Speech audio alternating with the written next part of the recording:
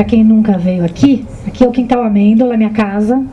Eu e minha prima Tatiana Amêndola, a gente começou esse projeto há quase 5 anos, a partir de uma lembrança que talvez nem seja nossa, mas é da nossa família, que nosso avô era um livreiro em Campinas, o primeiro livreiro de Campinas, o João Amêndola, e ele, além da livraria João Amêndola, que ficou quase 40 anos em Campinas, no centro, ele também fazia umas rodas de conversa na casa dele, que era no quintal do Amêndola. Ah, que legal. E isso ficou muito dentro de mim. E eu resolvi abrir minha casa para receber pessoas maravilhosas, tipo a Vera e muitas outras pessoas que vieram aqui. Tem também alguns cursos. Então, para vocês conhecerem a programação e saberem mais sobre o Quintal, ele está nas redes sociais, Instagram, Facebook, site. E tem o YouTube também. Todo mundo que veio aqui a gente grava e vai para o YouTube. E hoje é um prazer estar com a Vera Iaconelli aqui do meu lado, psicanalista, falar sobre parentalidade, que eu quase fiz uma confusão e falava que era paternalidade. Eu consegui fazer uma bagunça.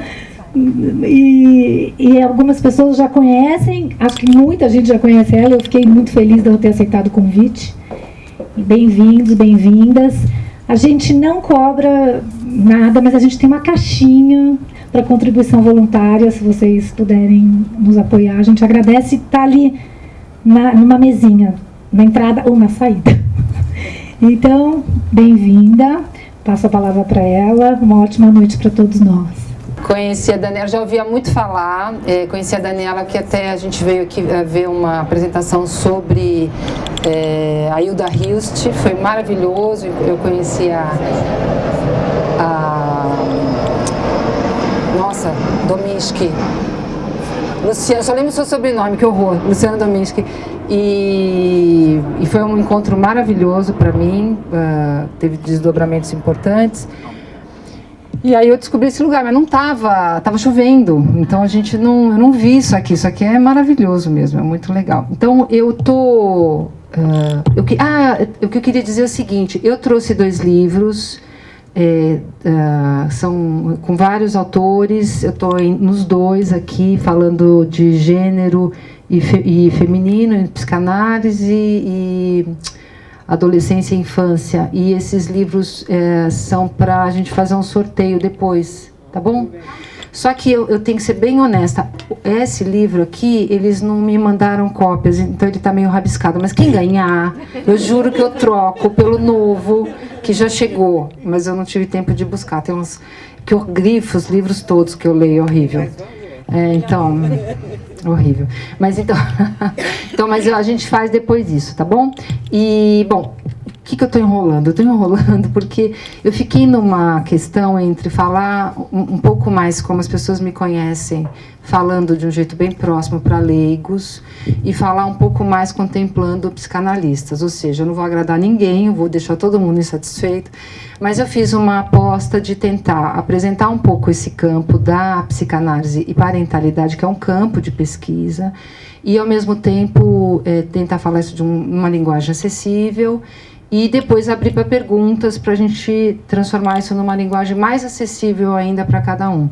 Então, eu tenho alguns pedaços que eu vou ler para ser um pouco mais rigorosa, mas a ideia é o seguinte: faz mais de 20 anos que eu me interesso pela parentalidade e pela perinatalidade. Isso aí começou antes do nascimento da minha primeira filha, porque eu estava me preparando para o nascimento dela, e me deparei com um país, naquela época a gente não chamava de violência obstétrica, hoje se usa esse termo, mas eu me deparei com um país que tem uma questão muito séria em relação à quantidade de cesarianas, enfim, e a minha questão, que era muito importante, que nesses anos 90 e a partir, na verdade, dos anos 80, já tinha muita literatura sobre a psicologia da gestante, as questões da relação mãe-bebê, já tinha bastante coisa escrita. Mas eu não gostava, basicamente, de quase nada. Eu achava tudo muito generalista, muito psicologia, tinha uma questão. E E eu percebia que esses textos, percebo até hoje, eles continuam se reproduzindo, não falavam da realidade brasileira, não falavam de violência obstétrica, não falavam de uma série de questões que para mim eram muito importantes. Então, o suprassumo era fazer grupo de gestante. Depois que a gestante passava pelo matadouro ali do parto, ninguém queria saber mais dela. Não tinha grupo de mães de bebês, não existia grupo pós-parto, é uma coisa bem mais recente. Agora tem bastante. Quem mora aqui na Zona Oeste, aqui é o epicentro todas essas coisas acontecem aqui, né? Muito frequentemente. Então, naquela época, a gente não tinha essa visão. Então, eu senti isso na pele, eu senti isso porque eu até participei de um grupo de gestante maravilhoso, depois eu tive um parto super complicado, eu estava caminhando para o parto humanizado, e no fim foi uma cesárea de emergência, muito necessária, não foi uma cesárea desnecessária, mas eu caí, assim, de paraquedas numa outra realidade, e no pós-parto não tinha nada, né? Quando eu digo não tinha nada, bom, tinha análise, tinha psicanálise, fazia análise, mas é diferente você estar num grupo e conversar com outras mulheres. Então, uma série de coisas foram acontecendo e eu montei, naquela época, um instituto que eu tenho até hoje, e que se chamava Escola de Paz, Gerar Escola de Paz, porque inspirado na Françoise Doutor, não é uma escola no sentido de que alguém ensina para alguém, mas no sentido de que se junto as pessoas vão fazendo trocas e descobrindo de forma crítica, né? Mas aqui foi pego muito como escola mesmo. Por favor, me diga o que é ser pai, ser mãe, que é uma coisa que as pessoas querem muito saber, também gostaria muito de saber. Mas, então, eu achei que esse nome não funcionava, então depois a gente mudou para Instituto Gerar, para não ficar com essa...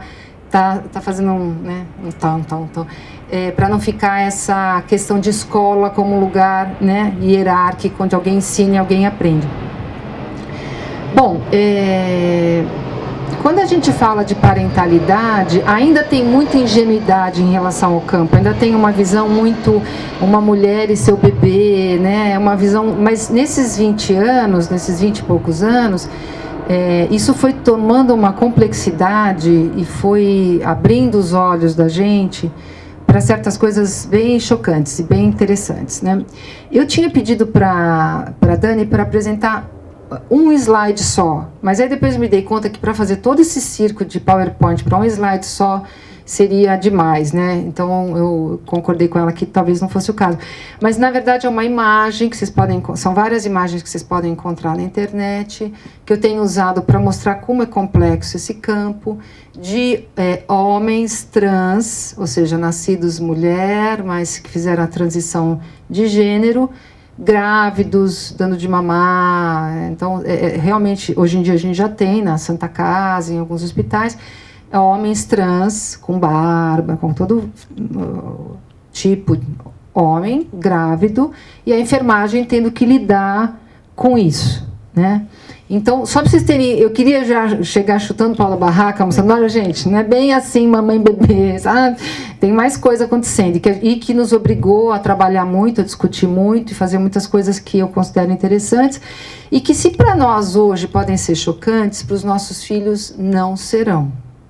Para os nossos netos, menos ainda. Então, a gente pode resistir, num primeiro momento, a certas ideias, mas, com certeza, essas ideias vão entrar, né, numa certa normalidade, numa certa...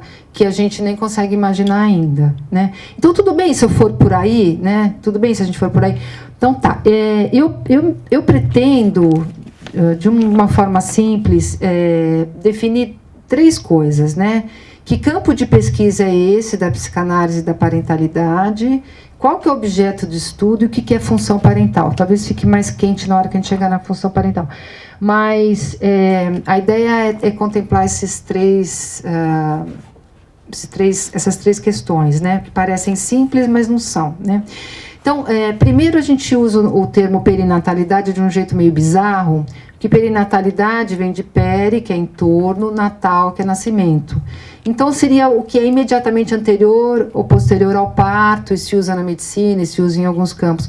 Mas a gente não se apropria desse termo assim tão próximo do parto. A gente estica o termo para antes da gravidez e depois do nascimento, até um pouco mais. Por quê? Porque quando a gente começou a falar disso, era um tal de psicologia da gestação, do parto, do puerpério, ficava impossível ficar escrevendo, né? Ou ciclo gravídico puerperal, ou então psicologia obstétrica, que também é muito referido à medicina, não cabe muito a um viés da medicina pensar assim. Então a gente foi se apoderando do termo perinatalidade com essa ressalva de que é um termo usado esticado, né? Então, essa é a primeira questão, porque não dá, e essa é a minha questão há mais de 20 anos, né? Não dá para pensar parentalidade sem pensar perinatalidade, sem pensar gestação, parto e pós-parto. Isso é um erro que a gente vem cometendo há muito tempo. A psicanálise já está debruçada sobre as questões da constituição do psiquismo, as questões dos distúrbios globais, a questão do autismo, a questão da constituição do sujeito, há muitas décadas, mas sem levar em conta o que se passa com a mãe na gestação, no parto puerpério. Só se leva em conta em termos bem da subjetividade da patologia, mas não se leva em conta em termos do acontecimento.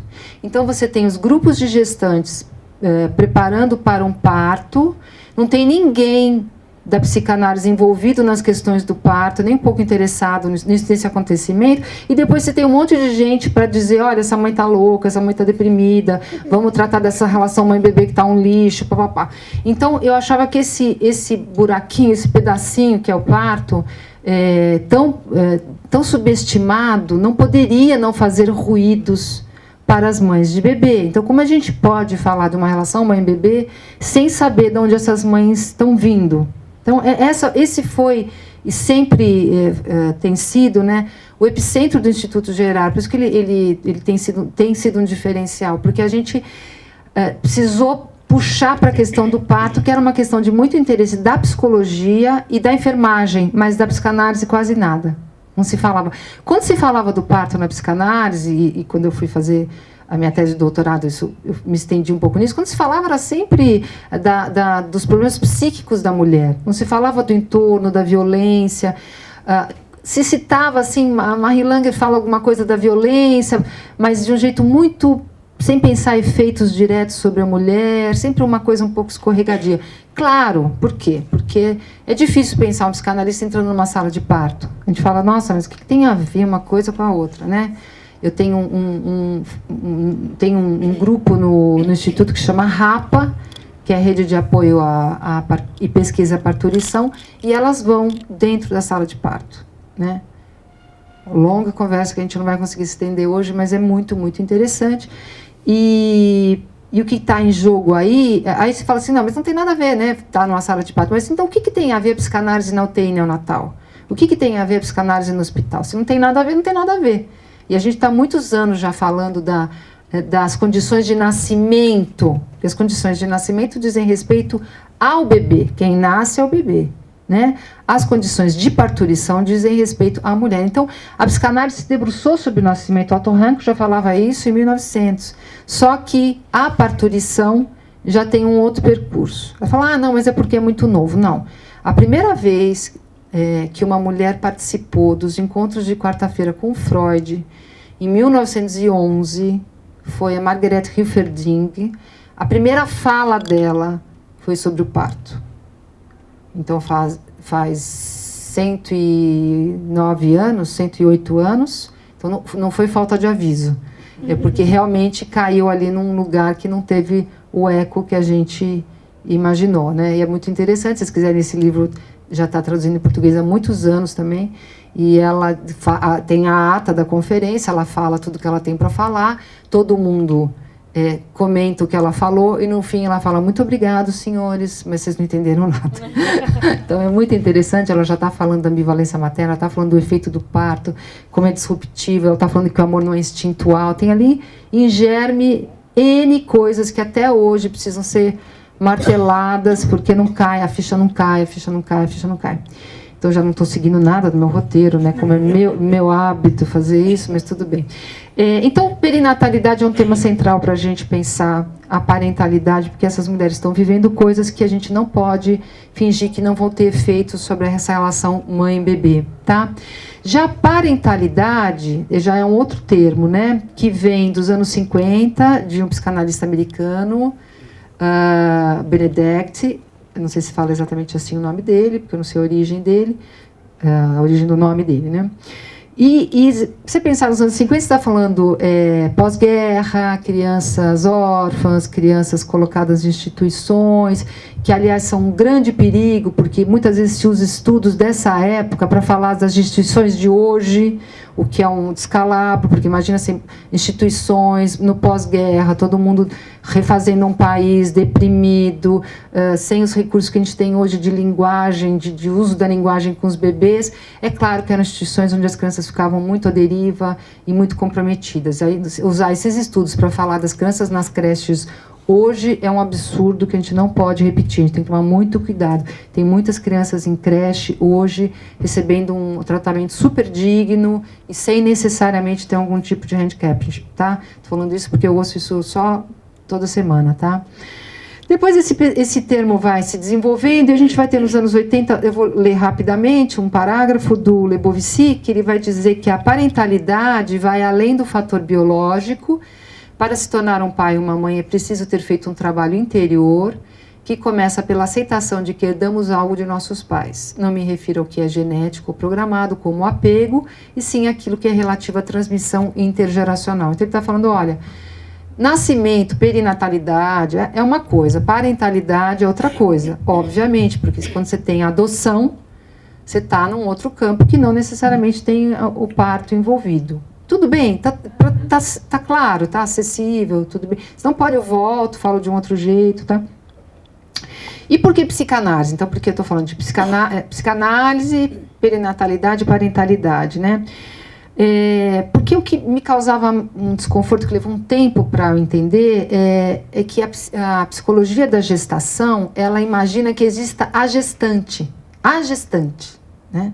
Eu nunca encontrei a gestante, eu só encontro a Maria, a Antonieta, todas elas têm CPF, sabe? Elas são pessoas reais, né? E se eu perguntar para vocês, rapidamente, vocês não vão precisar me contar, mas pensem em flash, o que é uma gestante? Tarã?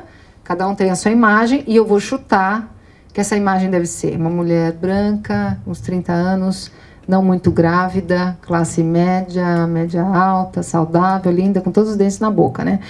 E a gente sabe que a gestante pode ser qualquer mulher que concebeu.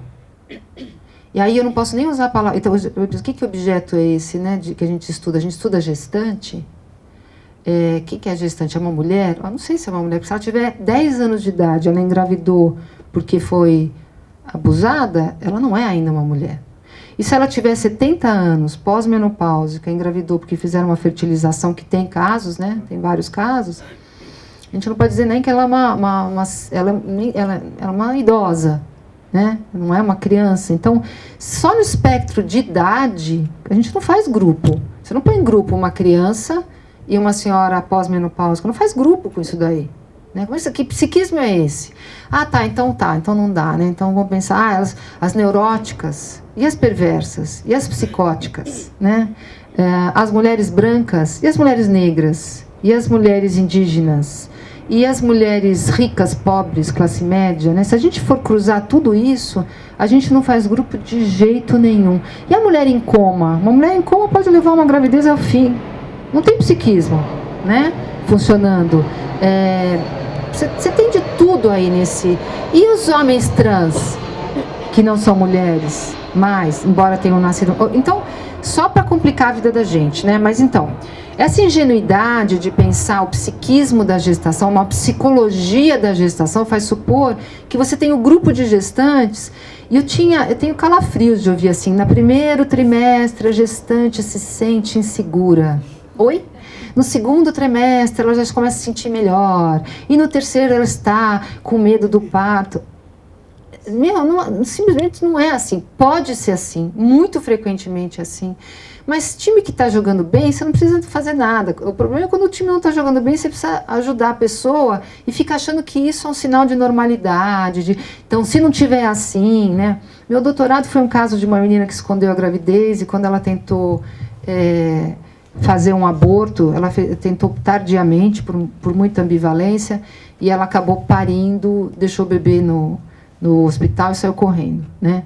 E aí, se você fosse seguir esses manuais dos anos 80, que eu recomendo fazer uma fogueira, hoje seria um bom dia fazer uma fogueira, está meio frio aqui, você ia dizer, bom, essa maternidade está o conselho tutelar tem que tirar essa criança dessa mãe e esquece, vai para a cadeia. Bom, ela teve que responder legalmente por isso, ela foi assistida imediatamente, assim que aconteceu, já me chamaram, e a família foi acionada, era uma adolescente que estava escondendo a sexualidade dos pais, estava ambivalente em relação a essa gravidez. E hoje, e depois foi feito todo um trabalho, obviamente, que ela não caiu no absoluto desamparo, foi feito todo um trabalho. Hoje, se a gente pegasse um vidro, não sei se vocês conhecem aqueles vidros da psicologia, né? Então está todo mundo aqui vendo uma pessoa através do vidro, mas a pessoa não está vendo a gente. E a gente pusesse vários pacientes meus ali, eu dissesse, gente, olha, vamos fazer um bolão aqui, vamos ver quem acerta, quem é a mãe que jogou o bebê no lixo. E quem que é... Porque ela jogou no lixo. Eu não ia contar, mas acabei contando. Porque ela tinha visto um aborto, ela não tinha visto um bebê, né? E as outras mães, ninguém vai dizer que é ela. Ninguém vai dizer que é ela, mas vai dizer que é uma outra, que é bem complicada. E não teve nada disso na história dela. Fez pré-natal, lindinho, tudo bonitinho, classe média, branca. Enfim, então, se a gente for muito nessa toada do que esperar de uma gestante, a gente não escuta essas mães e a gente compromete o resultado dessa maternidade a priori, porque a gente julga. E a parentalidade, ela pode vir bem depois da perinatalidade. Ela pode até vir sem a perinatalidade, como no caso da adoção. Não é? E ela pode se descolar totalmente. Você pode ter um bebê e não querer ficar com ele e entregar ele para adoção. Que não quer dizer que você não vai fazer um luto, vai ter que fazer um luto. Mas, ok, também. A perinatalidade não garante nada. Embora ela seja uma variável super importante. Mas ela não garante. Ela não é nem necessária, nem suficiente. Tudo bem? Até aqui tudo bem? Alguém quer perguntar alguma coisa? Depois eu vou abrir para perguntas, então eu pensei em seguir, né? Então, por que psicanálise? Porque para a psicanálise, diferentemente da psicologia, essa questão generalista, a gestante não existe. A psicanálise é bem alertada da questão da singularidade, que a gente só sabe do sujeito se a gente o escutar na sua singularidade, se ele abrir a boca e falar. Então você não pode... Às vezes, é muito comum as pessoas falarem assim, olha, Vera, a mãe jogou o bebê ali na caçamba, né? O que você acha dela? Ela é louca ou ela é má? Não sei, eu preciso ouvir essa mãe, entendeu? Às vezes ela é uma pobre coitada, quer dizer... Enfim, né? Eu acho que é uma coisa que eu venho falando muito, eu não quero me repetir nisso, mas a gente vai ter que escutar essas mães um a um, senão a gente não vai ajudá-las, né? A gente também não vai se ajudar se a gente se espelhar nesses modelos. Chega no consultório e fala assim, pensei em fazer um aborto, será que eu traumatizei meu filho para sempre? Não, minha filha, entra na fila. Todas as mulheres em algum momento falam, o que eu fui inventar de engravidar, entendeu? Tranquilo, pode ficar calma, tua mãe também pensou isso, por mais que você queira recusar a ideia, quando ela não coube naquele tubinho preto para ir na festa, então, se a gente não consegue falar a gestante como um grupo, se isso faz a gente ficar surdo e não escutar coisa nenhuma, então a gente tem que pensar o que significa pensar em psicanálise na parentalidade e na perinatalidade. Porque se a própria psicanálise só existe o sujeito, então como é que você dá uma pós-graduação de 3 anos, que o nego descamba lá de Roraima, Piauí, para fazer aqui em São Paulo, se não tem nada para aprender, é só fazer psicanálise? Não, porque a gente está entendendo que, embora a psicanálise seja a psicanálise do sujeito, qualquer sujeito, a gente tem que entender o campo de fenômenos onde o sujeito está inserido. Então, se você trabalha com drogadito, você tem que saber o que é a experiência da drogadição no Brasil, para as classes mais pobres, para os mais ricos, os tratamentos que existem, que efeitos tem sobre o corpo. Você não vai estudar o sujeito drogadito, porque ele não existe. Você vai estudar um campo de fenômenos que vai te ajudar a chegar nesse sujeito. E o que a gente foi descobrindo nesses 20 anos é que o campo da perinatalidade, da parentalidade, é uma porteira que depois que abre, gente, não consegue, o que está passando de boi é uma coisa louca. Mas, enfim, a gente foi percebendo, tanto que eu tenho 40 professores dando, porque cada um vem com o seu conhecimento a agregar, né? Uma coisa que faz muita questão hoje para pensar perinatalidade e parentalidade é a questão do feminismo, da homofobia, da transfobia, da transição de gênero, da masculinidade, da paternidade, né? São questões que estão super atravessadas no campo. A gente, por exemplo, a gente faz parceria com uma clínica que trabalha com pessoas que estão na transição de gênero. A gente tem feministas no curso falando sobre isso, tem uma série de questões aí. As questões raciais são super importantes, né? A questão da branquitude, da negritude, são temas que têm que ser tratados. A questão dos índios, o que é parir no Xingu, a gente tem, por exemplo, uma professora que fala disso, né? O que é a parentalidade na migração?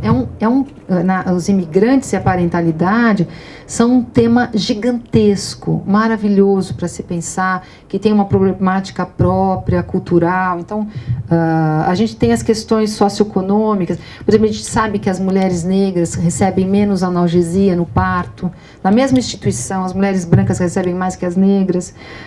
As mulheres negras sofrem mais violência obstétrica do que as brancas, mesmo na mesma condição socioeconômica.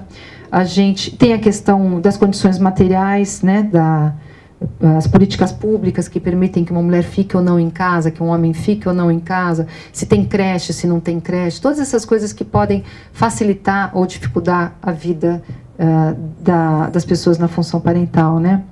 E a gente tem questões históricas, né, da formação do nosso país, porque se a gente vai parir na Alemanha, é diferente de parir no Brasil, que é diferente de parir na Venezuela. A gente tem questões históricas, porque é diferente parir no Brasil colônia e na atualidade no nosso país, né? Então, tudo isso atravessa, e por isso que a gente trabalha junto com antropólogos, sociólogos, pessoas que a gente ama de paixão. E a gente tem o tema da biologia em si, né? Você tem intercorrências, a gente não tem o poder do pensamento que vai fazer uma gravidez acontecer ou não acontecer, ou um bebê vingar ou não vingar, né? Então a gente está submetido a um corpo que tem leis biológicas, e uma vez grávido ele vai reproduzir esse funcionamento. A gente espera coisas na gravidez, né? E a gente tem também o atravessamento da cultura. A gente sabe que hoje, na nossa cultura, a gente reza para outro santo, né? A questão de Deus deixou de ser uma visão hegemônica, né? A gente parou de pensar na religião como a única fonte de resposta para tudo. Então, se você perdia um filho, era porque era muito sofrido, mas Deus queria assim ou não queria assim. E aí você tinha que descobrir por que Deus queria, por que Deus não queria, se você fez alguma coisa errada, ou se foi uma aprovação porque você é um bom filho de Deus. Então, todo esse julgamento. Hoje em dia, quando acontece alguma coisa com a criança ou com a gente vai rezar para a medicina. É o médico que tem que responder. Você pode até acender uma vela para cada santo, né? Você vai rezar, mas o médico está no lugar de Deus. Ele é o sacerdote, ele é o representante de Deus. Então, se alguma coisa não dá certo, o médico tem que dizer do que... Às vezes você tem uma pessoa de 95 anos que morre e você ainda está preocupado em saber do que morreu.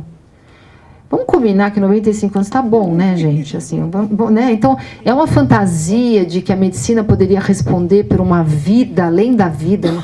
E é uma fantasia que está cada vez mais batendo na porta, né? Ontem mesmo veio a notícia de que foram ressuscitadas células de um porco morto, né? Então, células, não é o porco, tá, gente? Células de um porco morto, não vão se animando. Mas que vão fazendo a gente acreditar que a gente não vai ter que se haver com a morte quando ela chega. Porque, gente, tudo bem, todo mundo quer viver mais. Eu também, né? Também tomo minhas vitaminas de manhã, faço tudo das ginásticas, tem que fazer aquelas coisas que a gente faz, né?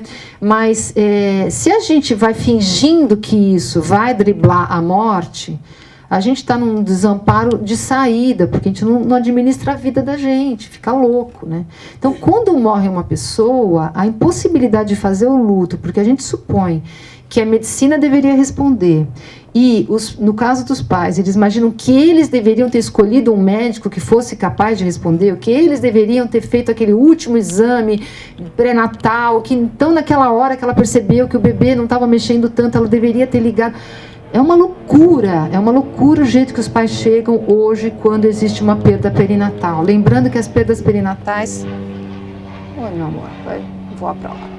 As perdas perinatais são muito recorrentes. Tem uma conversa fiada de que as pessoas vão tendo bebê a hora que elas querem, para sempre, muito facilmente, e que não vai abortar. Não é verdade, né? A gente tem muita perda perinatal, inexplicável. Não é o inconsciente que mandou você perder, não é Deus que mandou você perder, é simplesmente cri, não sabemos, tá?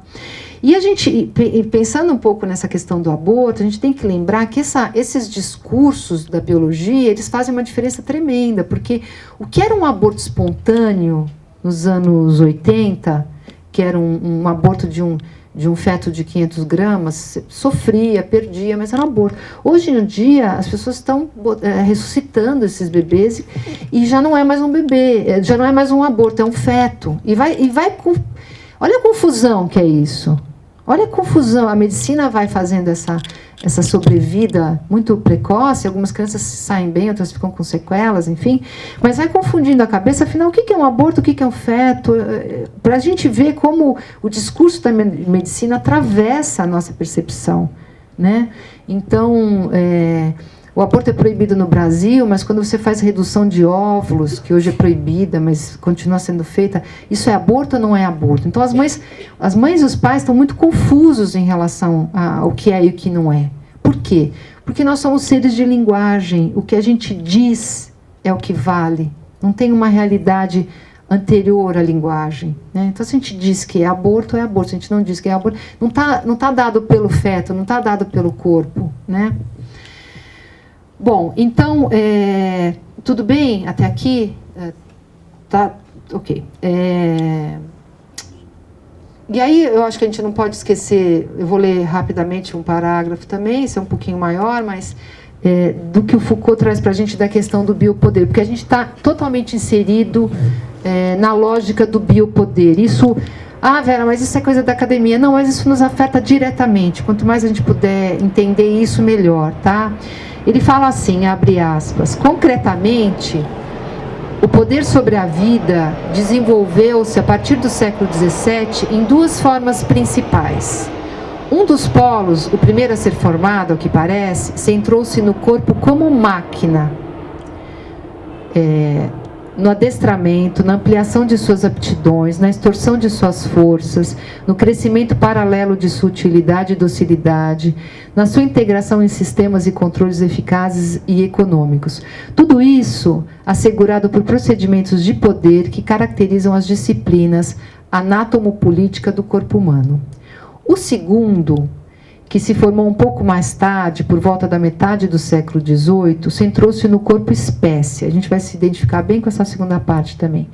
No corpo transpassado pela mecânica do ser vivo e como suporte dos processos biológicos. A proliferação, os nascimentos e a mortalidade, o nível de saúde, a duração da vida, a longevidade, com todas as condições que podem fazê-lo variar. Tais processos são assumidos por toda uma série de intervenções e controles reguladores, uma biopolítica da população. Gente, hoje, comer não é mais comer. Comer é uma farmacinha que você tem que comer não sei quantas cenourinhas, não sei quantos suquinhos de limão, não sei, aí não pode comer tais e tais coisas, a ponto da gente ter distúrbios sérios, né? Então, tem até um filme que faz uma piadinha, meu cara não pode comer mais nada, não pode mais nem respirar o ar, porque ele está prejudicando a abelhinha que estava aqui, sabe? Então, não pode mais comer nada, coitada da plantinha, não vou te comer, né? Então, vai chegando numa impossibilidade, porque comer é farmácia, sexo é farmácia. O cara chega em casa, minha mulher não transa comigo. Chega no consultório e fala, não, eu tô doente, minha mulher não transa comigo. Porque eu já falei para ela, tem que transar pelo menos uma vez por semana, porque senão faz mal pro corpo. Vai convencer tua mulher a transar em cima desse argumento, amigo. É melhor não, né? Então você não está entendendo. Já está meio explicado porque que a coisa não está rolando. Mas enfim, não é? Pô, mas esse é o argumento. Mas a gente está vivendo. Você não anda de manhã porque você quer ver como é linda a Vila Madalena. Não, você anda de manhã porque você tem que andar. E aí tem aquele reloginho que diz se você já andou o suficiente, né? E se alguém precisar ficar de pé a qualquer momento porque não ficou de pé quanto o reloginho mandou, fica à vontade, disfarça, vai comer um pedacinho de bolo, a gente nem vai perceber. Né? Porque o relógio manda ficar de pé, né? E assim tudo, né, gente? Pelo amor de Deus, né? Você tem que rezar, porque dizem que rezar faz bem para a saúde, não é? Tudo tem uma justificativa da saúde, da longevidade. Deus que me livre de ficar aqui para sempre. Porque uma coisa que faz a gente aturar a vida é saber que ela vai acabar, né? Pelo menos dá sentido para a vida, eu tenho que aproveitar, não?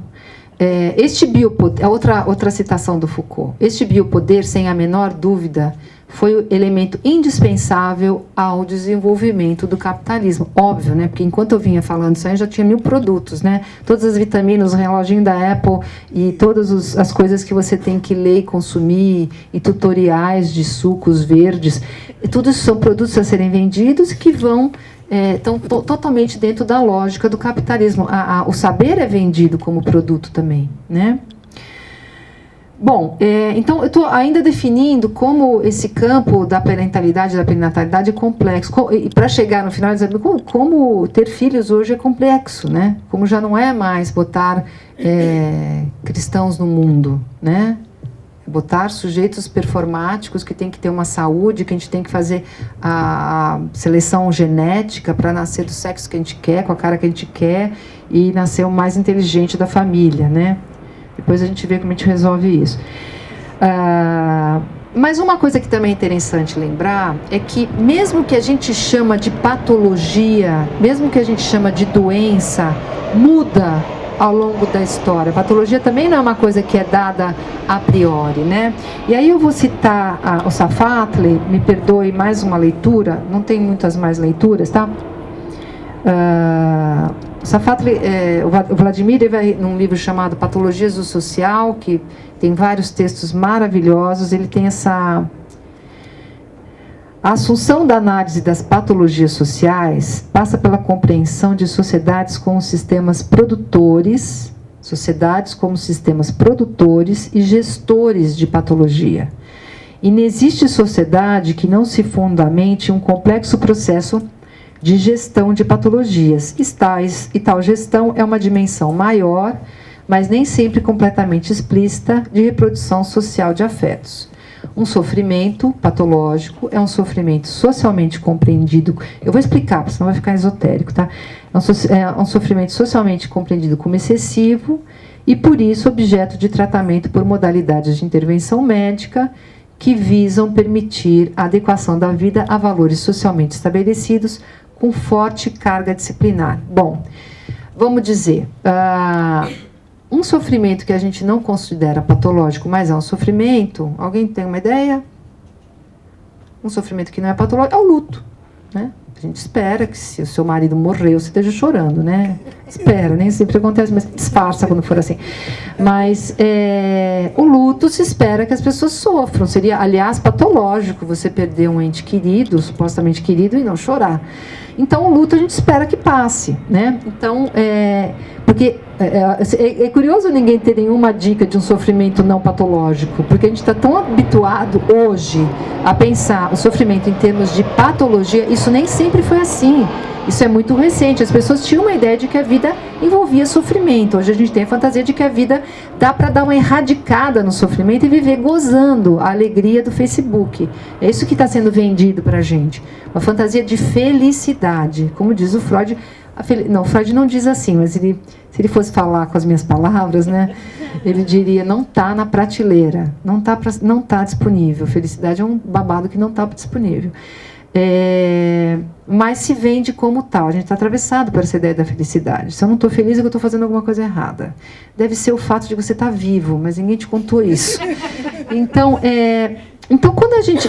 Agora você fala assim, não, mas é óbvio que o luto não é patológico, né, Vera? Imagina, eu perdi ali o meu peixinho dourado, eu vou chorar, meu cachorro, meu marido, tudo bem. Não necessariamente nessa ordem,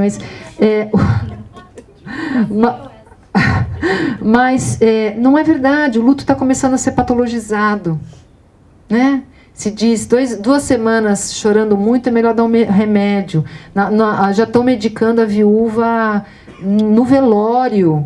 Ou seja, está se pensando que a pessoa não deveria sofrer tanto assim. Ou seja, que esse sofrimento é patológico e tem que ser tratado. Por que haveria um tratamento para uma coisa que não é patológica?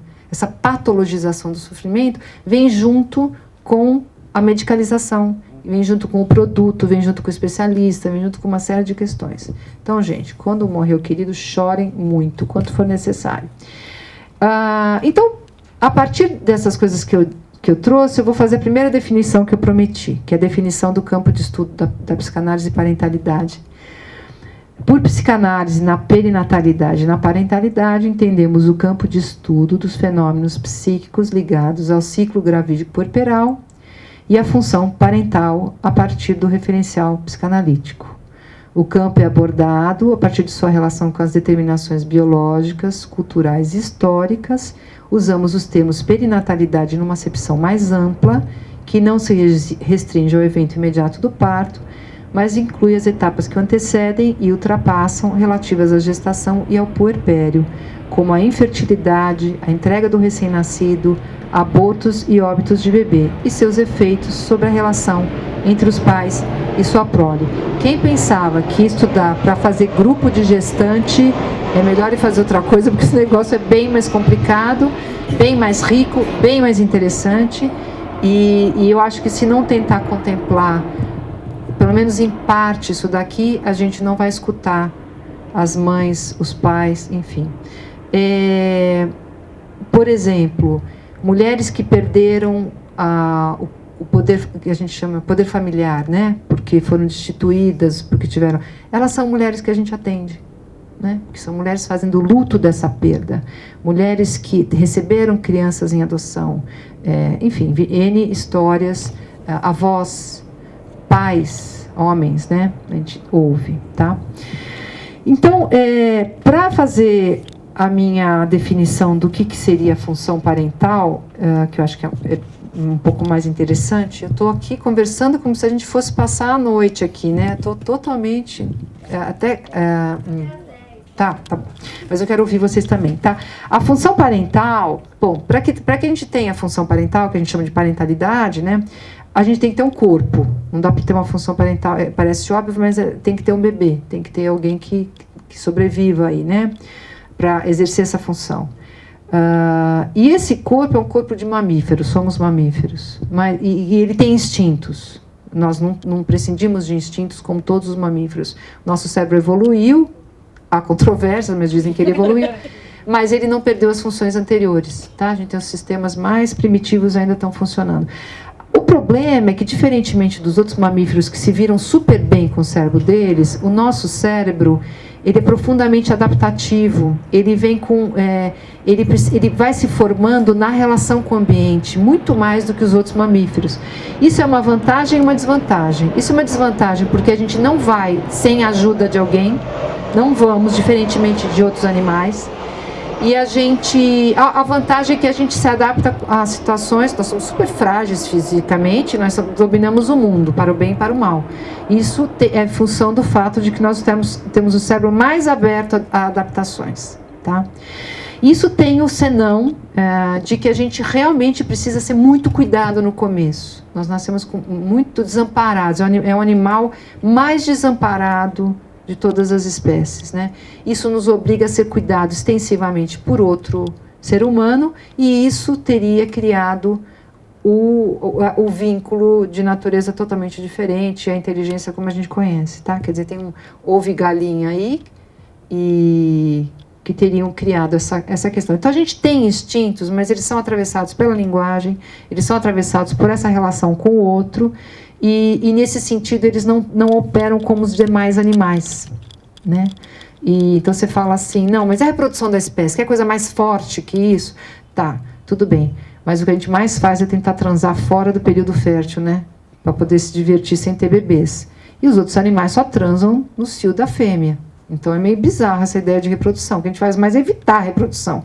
Ah, não, mas Vera, mas comer, ninguém vai morrer de fome. Não, morre de fome, sim. Morre por um ideal, faz uma greve de fome. Isso é impensável, né, para os outros animais. a gente se comunica. Os animais se comunicam. Só você tem um cachorro em casa que você sabe que ele se comunica, né? Os animais se comunicam, mas eles não se comunicam com eles mesmos. Nós temos essa capacidade de falar com a gente mesmo, a gente tem autoconsciência, a gente fica assim, nossa, será que eu estou agradando? Será que eles estão dormindo aqui? Será que está legal? Será que eu estou bem vestida? Será que... Não é? Isso não tem nos outros. Vocês estão aqui, vocês podem estar pensando, nossa, será que deixei o ferro ligado? Será que depois que eu sair daqui ele vai estar me esperando? Será que, né? A gente tem essa possibilidade de não estar no aqui e agora que os animais não têm. O planejamento deles é muito curto, é estímulo e resposta, e a gente já tem... toda uma outra competência, todo um mundo interno que os animais não têm. Eles têm 1000 competências, eu não vou nem entrar na disputa, mas a gente tem problemas com essas questões, tá? Então, criar seres humanos é um pouco diferente de criar os outros mamíferos, né? Esse corpo que nós todos temos, ele não adianta ele ser só alimentado, aquecido e protegido, ele realmente tem que ser... libidinizado, ele precisa ser lambido, ele precisa ser olhado, ele precisa ser cheirado, ele precisa ser conversado, ele precisa ser ninado, ele precisa de todo um investimento que a gente na psicanálise chama erótico, né? Porque realmente é desse erotismo que a gente tem com o bebê que a gente vai desenvolver o erotismo do adulto, né? O beijo começa aí, o sexo começa aí. Embora a gente não tenha o sexo, ato sexual com o bebê, a gente é nesse erotismo que se desenvolve o que depois vai ser o sexo dos adultos, né? Às vezes as minhas pessoas ficam meio horrorizadas, mas o Freud já fala isso há mais de 100 anos. Então esse corpo erotizado, ele é necessariamente erotizado. A gente sabe que nesses estudos dos anos 50, do Spitz, as crianças que estavam nessas creches onde todo mundo estava deprimido, onde estava todo mundo sofrendo, enfim, que elas eram deixadas e elas eram cuidadas no sentido de aquecidas, alimentadas, postas para dormir, a saúde era cuidada, elas deprimiam profundamente, por vezes morriam, tinham distúrbios globais, porque o ser humano, diferentemente dos outros animais, para ele não basta só esse nível de cuidado, o cuidado no nível da necessidade. Então, por isso que eu brinco que o animal humano, o bebê humano é o bichinho mais tinhoso que tem, porque ele não vai na moleza, não adianta, né? O porquinho, você dá leite, ele é porquinho, né? E o animal humano, eu uso um exemplo, eu vou me repetir talvez, mas a porca, ela deita, os porquinhos sempre acham a mesma mama para mamar, e depois ela dá um ronco e os porquinhos saem correndo porque sabe que a festa acabou. A mãe humana, se ela fizer isso, o bebê morre. Ela tem que ficar ali olhando pro bichinho, falando com ele. E ninguém precisa ensinar ela a fazer isso, pelo amor de Deus. Isso aqui não é tutorial mami, tá? A ideia é que se deixar e ela não estiver inibida, e se ela tiver recebido esse erotismo dos pais, e se ela não tiver ultra deprimida, esse sujeito vai conseguir passar, transmitir esse erotismo. Não precisa fazer cursinho para olhar para o bebê, não duvido que tenho quase certeza que tem, mas tomem cuidado porque isso só inibe, assim como você não precisa fazer cursinho para transar, né, gente, pelo amor de Deus, não vão tendo ideias aí. Então, a gente precisa babar no bebê, né? E para quê? Né? Para constituir um psiquismo que não está dado de saída. Vamos dizer, o porquinho está meio dado de saída, ele precisa de pouco para virar porco, a gente quase não está dado de saída, a gente precisa de muito para virar humano, tá? E uma das coisas que as mães fazem sem saber, e é bom que elas não saibam mesmo, é que elas... E quando eu digo mãe, as pessoas que cuidam dos bebês, tá? Depois eu vou forçar bem essa posição. A gente olha para um bebê e fala, ai, como você é fofinho, né? Eu não costumo fazer isso com as pessoas em geral, né? Até, às vezes eu até faço, mas como você é fofinho, aquele jeito absurdo que a gente fala com os bebês, né? E a gente fala, ai, você quer vir pro colo da mamãe? O bebê tá lá, gente, ele não quer nada, ele tá delirando, completamente vendo luzes, né? Mas e essa bobeira da mãe de ficar falando com o bebê de um jeito muito bizarro e de supor que o bebê quer isso, quer aquilo, isso é fundamental, tá? Isso chama ilusão antecipatória de sujeito. É um conceito da Lasnik, e que todo mundo que olha para o bebê e não está muito inibido faz, ninguém precisa ensinar. Mas o que você está fazendo nesse gesto completamente pueril que a gente não presta atenção? Você está supondo que tem sujeito ali no bebê que acabou de nascer antes que tenha. Porque esta suposição que vai fazer com que tenha é um paradoxo. Você supõe e cria aquilo mesmo que você está supondo, antecipando um sujeito que está em potência ali, mas só vai se realizar se você disser, olha, aqui tem gente.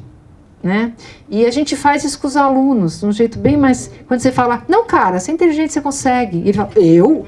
O que ela está falando, né? Você, não, mas deixa eu ficar. Nossa, mas tá melhor do que da última vez. Você vai dizer, não, da outra vez estava um horror, tá menos um horror. Você vai dizer, tá melhor do que da outra vez, você percebeu? Você percebeu? E o cara vai achando... Então você está supondo uma inteligência que está lá, porque se não tiver, não rola. Mas que nessa suposição o sujeito pode se enganchar, se identificar e dar o pulo do gato. Isso os professores sabem perfeitamente, tem estudos que mostram, horríveis por sinal, você pega a parte mais potencial da classe, fala para os professores que é a mais fraca, no começo do ano, e a parte mais fraca e fala que é mais forte, no fim do ano, a parte potencial, com maior resultado de medição de QI, teve pior resultado, porque o professor esperou menos deles, e o inverso. Deu para entender a pesquisa? Ela é uma pesquisa antiética, porque durante o ano você comprometeu as crianças, né? Eu acho ela bem comprometedora, mas é um resultado fantástico, né? De pensar, né? Mas é uma antecipação, tá? Isso para o ser humano é imprescindível, tá? Isso que falta... Você quer perguntar alguma coisa? Isso que faltava para as crianças nessas creches que servem de exemplo para as creches que a gente tem hoje, né? Isso que a Launier vai chamar de violência da interpretação. As mães têm que delirar e dizer, ele está com frio, ele está com fome, ele está com sono, né? E aí ela pega o bebê no colo, não era nada disso, mas quando ele sentiu o cheiro dela e levantou, ele para de chorar, ela fala, eu tinha razão. Eu não tinha, nunca vai saber se ela tinha razão ou não.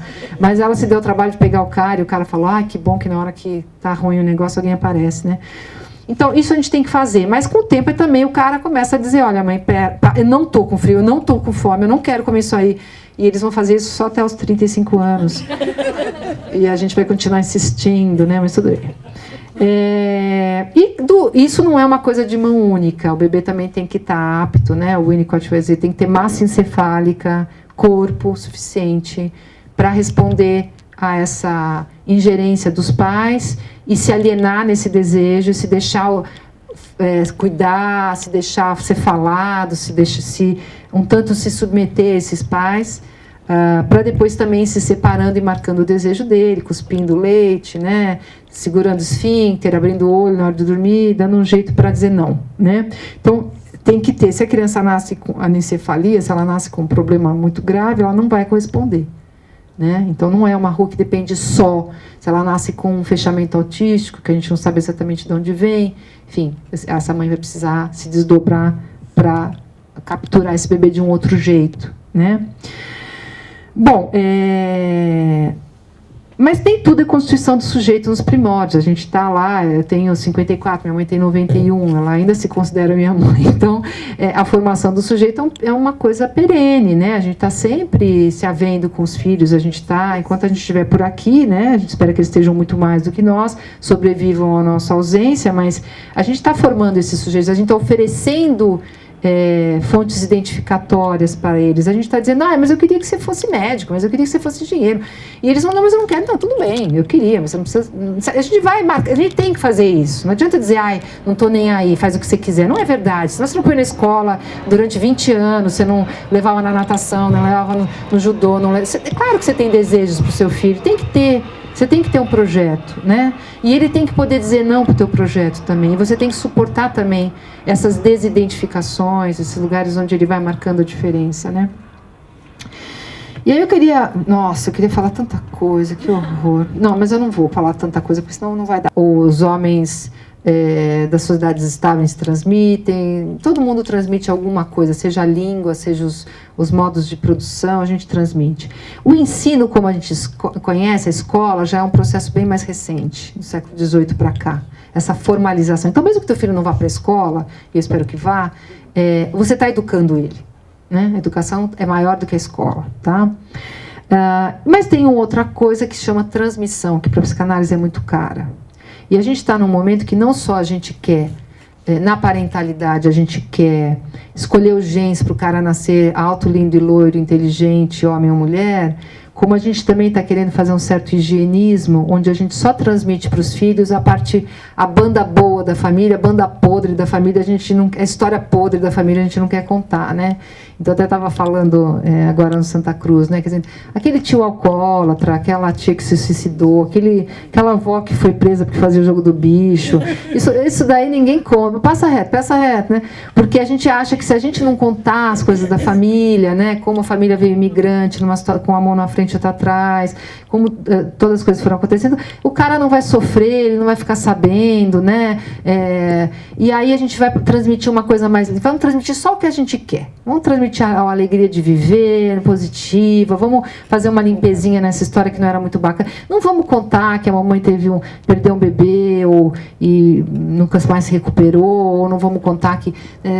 vamos fazer um higienismo, né? Só que o problema é que a psicanálise vai mostrando, e a arte também, a arte se antecipa a psicanálise nesse sentido, vai mostrando que aquilo que a gente não diz é dito de alguma forma, a criança captura, e a criança captura, e nós capturamos como enigma. Enigma da história da criança, não enigma da nossa história, porque essa já é a história da criança, uma história ao qual ela tem direito. E esses enigmas, eles são que nem uma torneira que vai pingando e não te deixa fazer mais nada. Enquanto você não fecha aquela torneira, você tem 1 milhão de coisas para fazer, mas você não consegue dormir, porque a torneira está pingando. Então, é uma aguinha, né? Água mole, pedradura, tanto bate até que fura. Então, é uma coisa que fica... E a criança fica, sem saber por quê, ela fica te perguntando do enigma.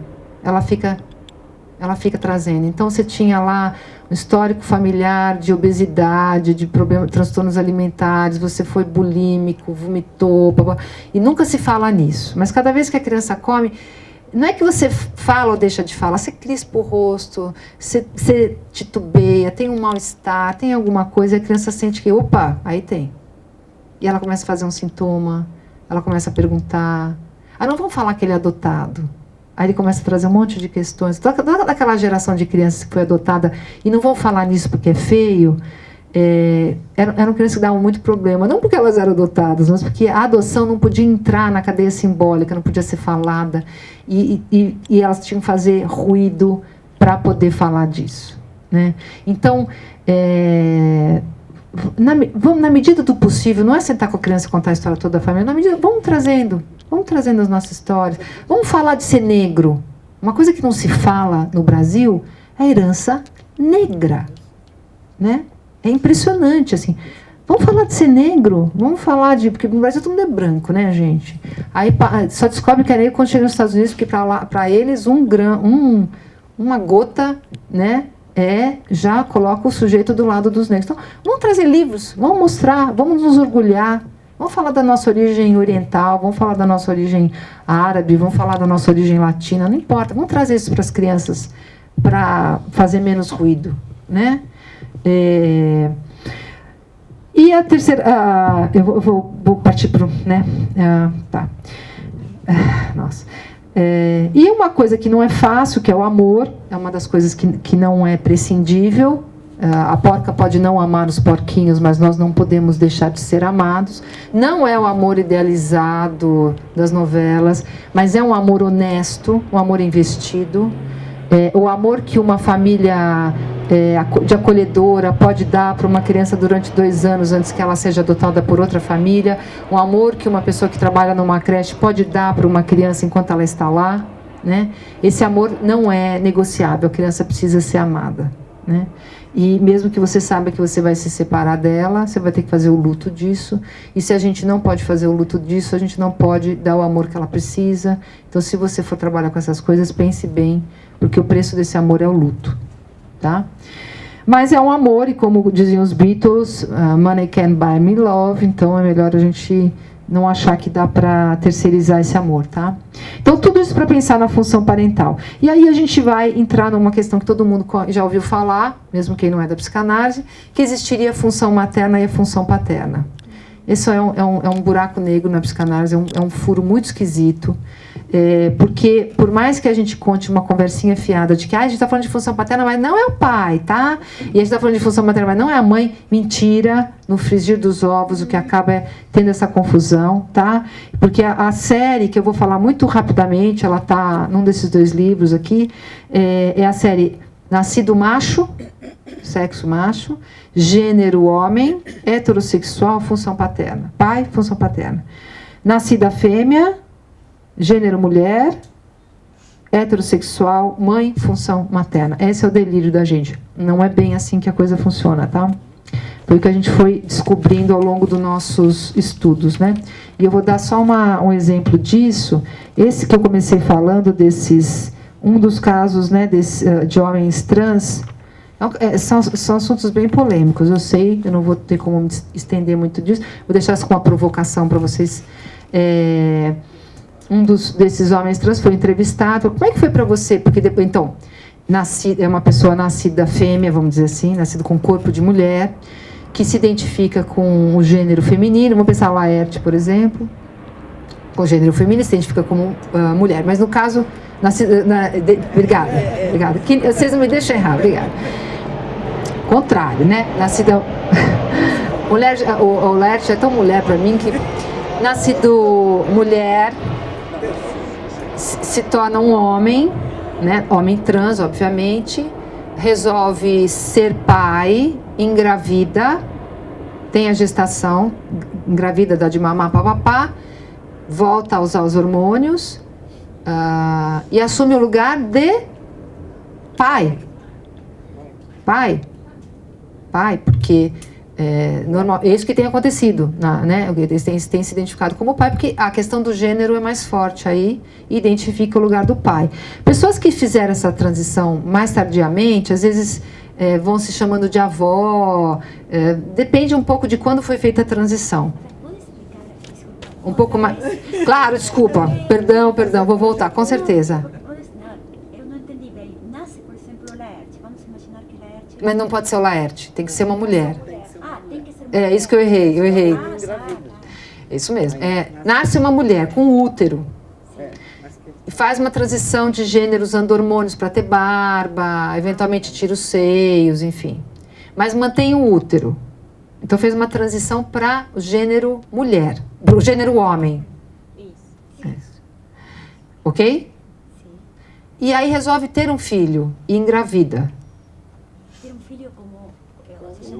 No útero, porque tem útero. Vai ter um filho de outro homem, mas não vai estar com esse homem, pode comprar o esperma, enfim. Tem o filho. Então, aí você vai perguntar na entrevista, como você se sentiu depois? Eu me senti um pai, não uma mãe. Porque não é a perinatalidade, não é o corpo que vai definir um pai e uma mãe. É a experiência subjetiva. Vocês percebem o tamanho da encrenca que é isso? Eu estou trazendo uma coisa muito complicada, eu queria imagem só para vocês conseguirem visualizar um pouco esse processo. Com esses casos, a gente explode completamente a ideia de maternidade ligada ao corpo biológico, enfim, o que ainda fica ao gênero ainda está ligada, tá? Mas, então... Eu trouxe muita feijoada para pouca digestão, eu estou sabendo, minha culpa, desculpa.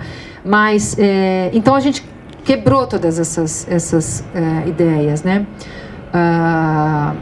Para quê? Para definir o nosso objeto de estudo. Lembra que eu disse que o nosso objeto de estudo não é a gestante?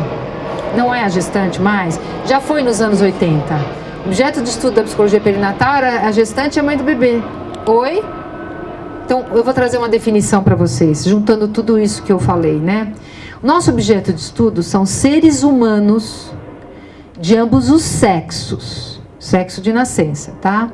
Independentemente do gênero ou orientação sexual, se é hetero ou homossexual, que pretendem conceber ou conceberam e sua relação subjetiva com este evento. Seres humanos de ambos os sexos, independentemente do gênero ou orientação sexual, que pretendem assumir ou assumiram a parentalidade de outrem, no caso da adoção. Eu vou abrir para pergunta e a gente vai, tá? Então, aí eu vou partir para a última definição que eu prometi para vocês, o que eu estou chamando de função parental, tá?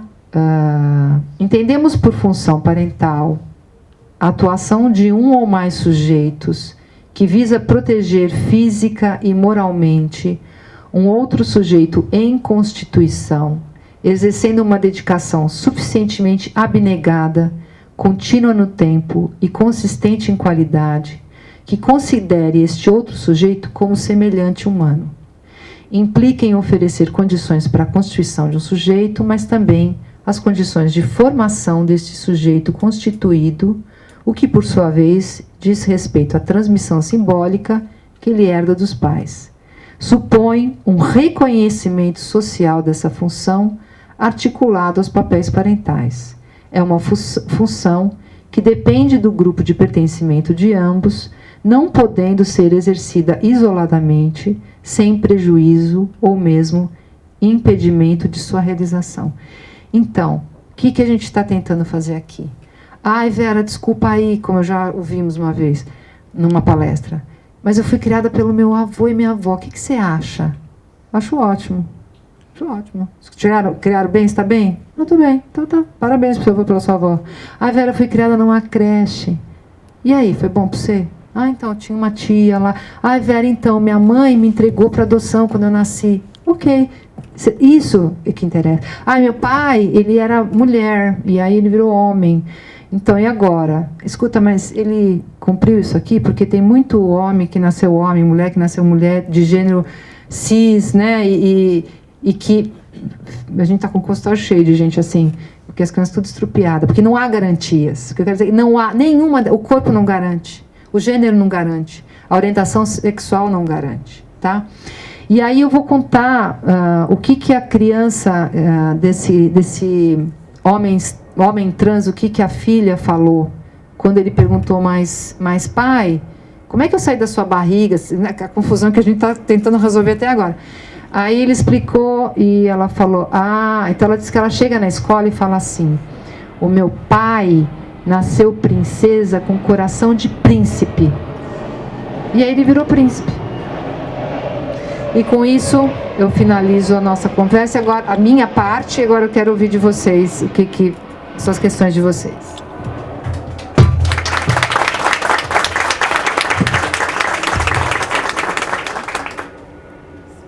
Exagerei, né? Exagerei, trouxe muita coisa. Né? Essa criança parece que é a que melhor entendeu.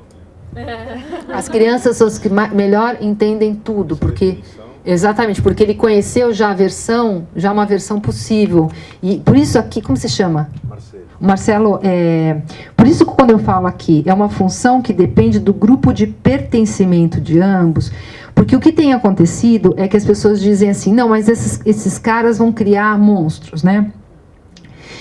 O problema é que, como a gente tem tratado os trans de um jeito indigno, as crianças olham para os pais e falam, meus pais são indignos para essa sociedade, meus pais são párias, meus pais são monstros. Então, eles não conseguem se identificar e dar valor para os pais, porque, gente, mas não é muito diferente da mulher desquitada dos anos 50. A mulher desquitada dos anos 50 era um lixo, o filho dela era um horror. E ele tinha vergonha dela. E o problema não é que ela era desquitada, o problema é que a sociedade dava um feedback para a criança de uma imoralidade. A tua mãe é uma, né, não vamos se... Mas solteira, né? E aí um monte de, né, o filho bastardo, a criança adotada, não é? Então o que muda é o olho. E aí a gente tem um exemplo cabal, que é a síndrome de Down. A síndrome de Down não muda. A síndrome de Down é uma síndrome no corpo. Só que nos anos 50, essas crianças eram criadas no fundo do quintal, escondida, e viravam uns bichinhos. Hoje estão fazendo faculdade. A síndrome não mudou. O que mudou foi o olho. Então, o problema da maternidade, da paternidade trans, é o nosso olho. O que não quer dizer que não haja trans que são loucos. E, assim como, né, a gente vai encontrar em todos. Então, a priori, não tem como saber se esses sujeitos são saudáveis ou não. Você vai ter que ouvir um por um. Não tem como julgar a priori.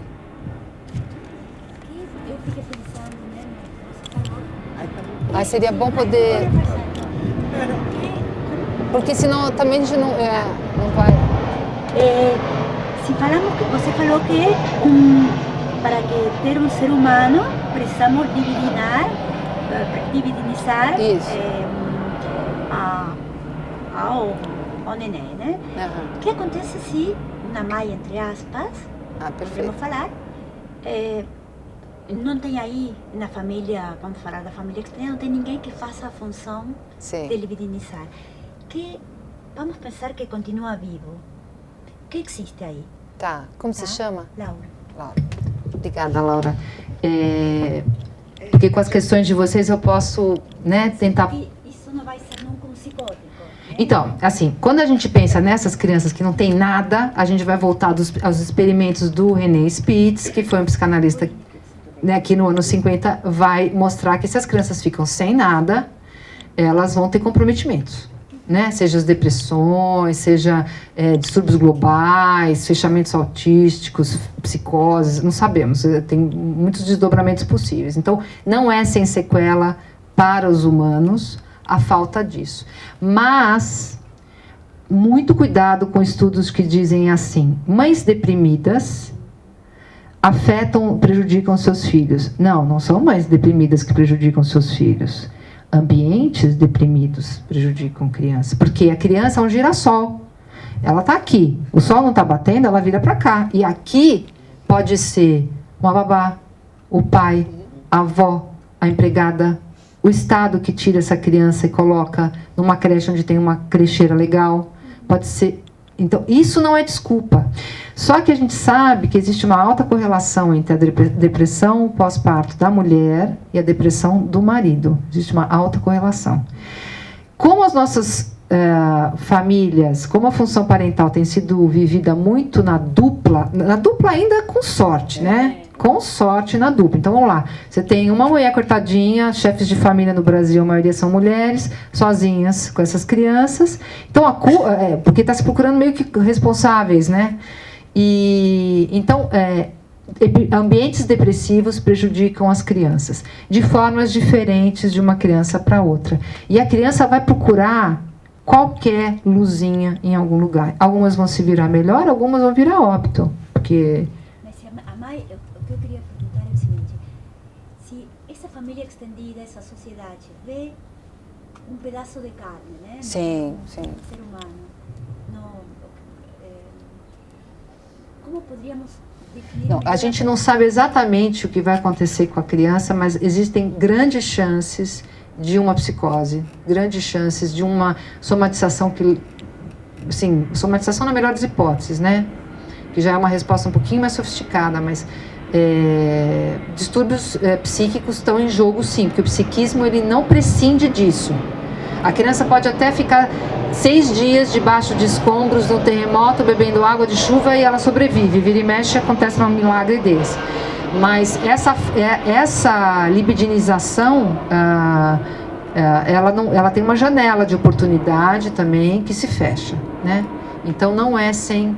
Agora, a gente vai tentando recuperar alguma coisa, né? Não vai ser um sujeito que teve o mesmo começo, mas acho que é importante dizer que o problema dos estudos, dos diagnósticos, é aquele problema que eu falei no começo.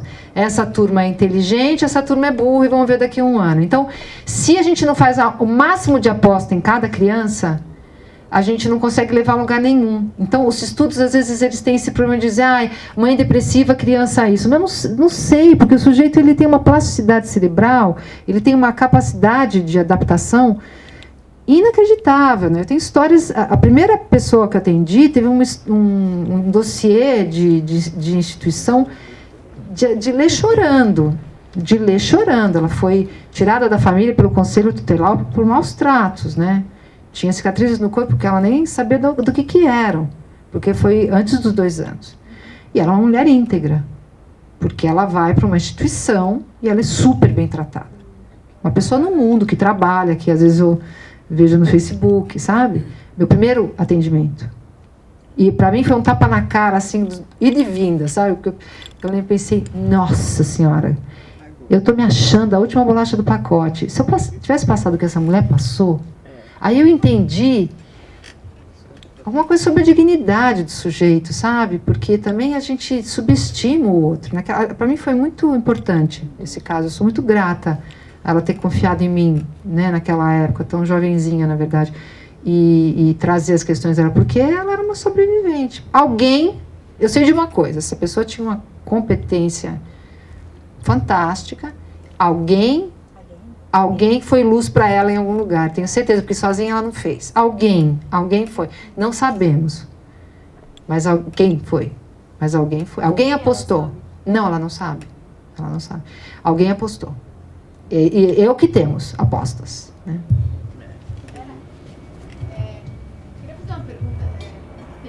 Se você pudesse vir aqui, eu acho que fica grave, porque eu assisto e depois eu não ouço a pergunta, eu acho, né, as pessoas perdem. É tão legal ouvir a pergunta para a pessoa. Na hora do avião é sacanagem. Eu queria entender um pouco mais quando você fala que a parentalidade pode vir depois. Ah, ótimo. A questão da transmissão geracional. Tá. Eu queria saber quando vem, se ela pode não vir esse momento. Sim. E só queria situar um pouquinho a minha pergunta. Eu sou advogada, eu trabalho só com família e sucessões. Eu não trabalho com litígio, eu trabalho com equipe multidisciplinar. E a gente tem visto muito pais e mães que chegam para se divorciar, e você fala, mas eles ainda são filhos, eles ainda não se responsabilizaram por essa família. E eu queria saber se isso tem a ver com essa questão de desenvolver essa parentalidade. Eu queria entender um pouquinho mais. Como se chama? Marília. Marília, você deu 52 perguntas, né? Porque é muito complexo todos os setores.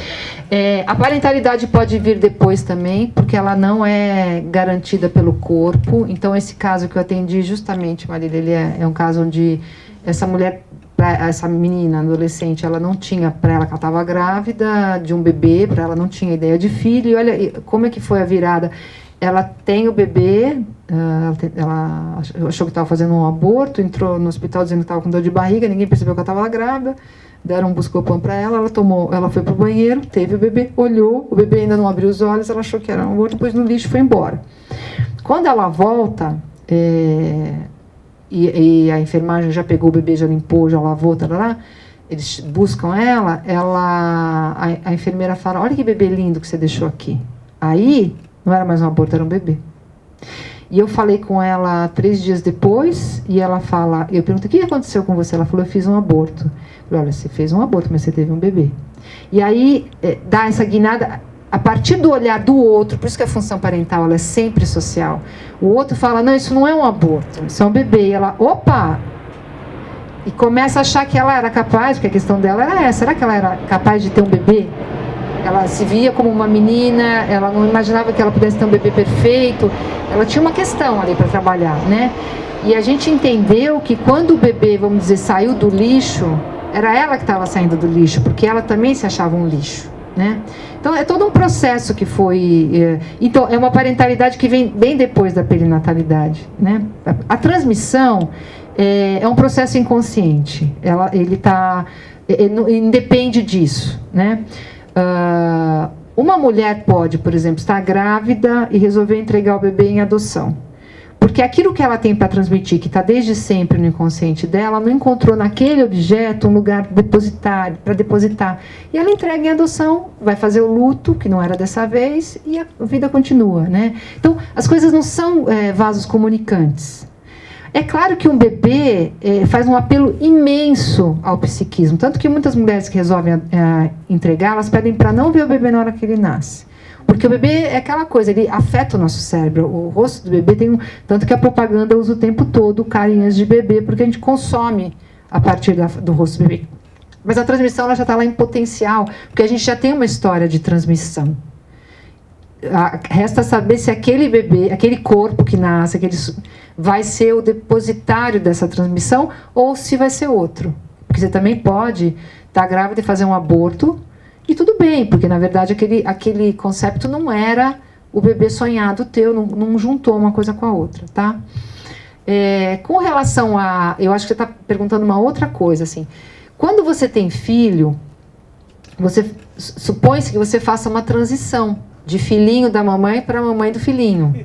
É uma transição que no puerpério envolve um luto tremendo. Por isso que a gente fala do baby blues no pós-parto, porque que não é maligno, que não é uma doença, mas é um luto que você tem que fazer, porque eu dou uma aula que se chama o que você perde quando você ganha um bebê. Porque você ganha um bebê, né? Mas perde um monte de coisa, ganha um monte de outras coisas, mas como a gente acha que é só ganha-ganha, quando chega o bebê você leva um susto e fala, meu Deus, não era nada disso, né? E uma das coisas que você perde o bebê, quando ele chega, ele empurra todo mundo na filinha daquele escorregador que você sabe onde vai dar, né? Da morte, né? Então, oi, você tava lá no degrau de baixo, opa, anda mais um, teu pai já tá sentadinho ali, né? Se você tiver sorte, a tua avó tá sentada, teu pai tá atrás, você...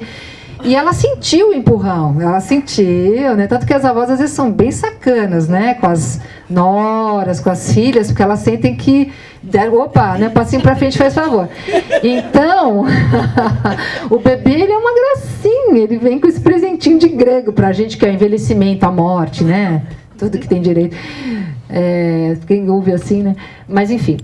Então, a gente se agarra nesse lugar de filhinho. Às vezes, a doença no puerpério é uma forma de fazer um apelo para a mãe, para o pai virem cuidar da filhinha, que não está querendo muito ser mãezinha, né? E tudo bem, porque todo mundo dá uma regateazinha, dá um passinho para trás, fica meio assustado. Então, o que se diz é muito curioso, porque outro momento onde a gente também... Porque a gente anda, mas a gente está sempre voltando para trás, né? E quando os pais morrem ou envelhecem, a gente também fica muito assustado. Mesmo que você já tenha filhos grandes, também é um reconhecimento de que alguém escorregou naquele escorregador e que você vai dar mais uns... É você que vai sentar ali, né? Então, um irmão que morre, né? São todas marcas do envelhecimento que a gente nunca, de fato, acredita que vai acontecer. Não é porque você é alienado, não, a gente não acredita. O inconsciente, ele não aceita certas coisas, e a morte entre elas. Tanto que a gente vive sonhando com gente morta como se estivesse viva, né? Está sempre todo mundo vivo lá. Eu não sei se era... São várias reflexões. Tá bom. Não, eu achei que tinha ido um pouco por aí. Então. Mas você não vai gostar na hora que você sentar lá. Deixa eu te contar isso. Tudo bem. Agora foi mais honesto. Eu queria que você falasse um pouco sobre as funções. Eu sei que você falou que é uma grande questão. Sim. É possível dividir mesmo? Ótimo. Ou a função paterna e a materna estão muito delimitadas ainda? Ótimo. Eu não quis entrar em cada um desses aspectos, senão não ia acabar nunca, mas assim... a gente, nas minhas aulas, eu uso função parental. Por quê? Por causa dessa armadilha de confundir com pai e mãe. Mas o que a gente chama, aspas, de função materna e função paterna é uma função dialética, ou seja, uma não vai sem a outra, tá? Uma diz respeito à competência de fazer com que o bebê se aliene ao desejo, e outra diz respeito à separação, tá? Uma diz respeito a algo do campo desejante e a outra diz respeito ao campo normativo, das normas, das leis, né? Então, elas se complementam. Por que elas não podem ser pensadas como pai ou mãe? Escuta, mãe solteira é o quê? O que é isso? Saci pererê? Como assim? Né? Quer dizer, então, ela só fica lá alienando e desejando o bebê? Ela não chega para lá nunca? E o pai que cria o filho? Ele não é capaz de acolher, de alienar, ele só bota a lei? Não é verdade. E os dois? Então, quando o pai viaja, é festa, né? Os ratinhos fazem a festa? Não. Em cada sujeito... Isso tem que estar de saída. E não é só a mãe, pai. É a pessoa da creche, é a avó, é o avô, né? Porque senão seria psicotizante. Essas funções, elas estão integradas em cada um de nós. E quando não estão, é da ordem do horror para a criança. Então, por isso que é o perigo de falar a função do pai.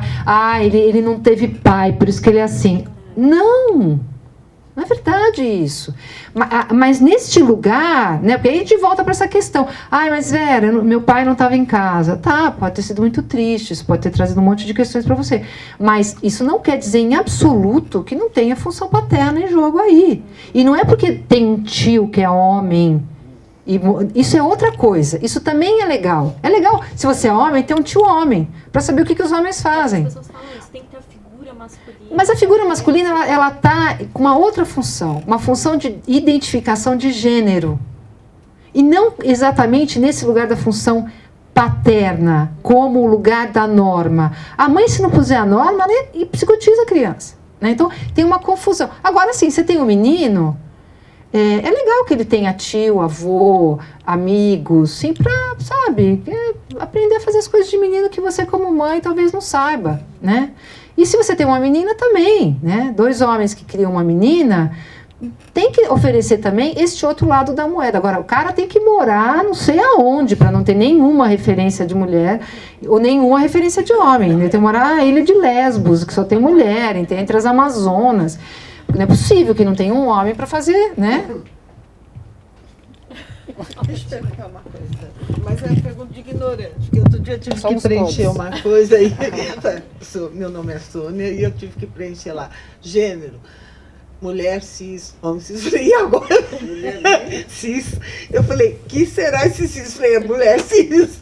Mas eu não sei exatamente se é uma sigla, o que é. Eu me lembro de alguém falar para mim, não, é identificado com o seu sexo. Falei, bem, não sei muito bem até quanto dura, mas eu vou responder isso. Ótimo, enfim. Por enquanto cis, ótimo. Vamos usar todo mundo isso. Como você chama Suzana, é isso? Sônia, perdão. É ótimo, né? Porque isso é bem legal, Sônia, porque é o seguinte. Quando você fala assim, vamos falar da questão da negritude. Vamos falar a questão da raça. Vamos falar a questão da raça? Vamos. Ele está falando de negro? Não, porque os brancos também são uma raça. Mas quando a gente fala que questão de raça é uma questão de negro, ele está supondo que os brancos estão lá desde, né? E os negros são a outra coisa, né? E aí quando você fala em trans... e só nomeia o trans, você faz supor que quem não é trans é o normal e o trans é a aberração, né? Então, aí, para complicar a nossa vida, eles falaram, então vocês são cis, e tá muito certo, porque aí você te obriga a pensar, ué, mas não era isso o óbvio, o normal? Não, isso também é uma escolha. Problematiza a escolha, né? É uma chatice, porque a gente se confunde todo. Mas, por outro lado, é importante porque é uma questão política que está em jogo, né? É uma questão política de dizer... Por exemplo, a aula não é uma aula sobre negritude, é uma aula sobre branquitude e negritude. Você entende? Estou adorando as perguntas.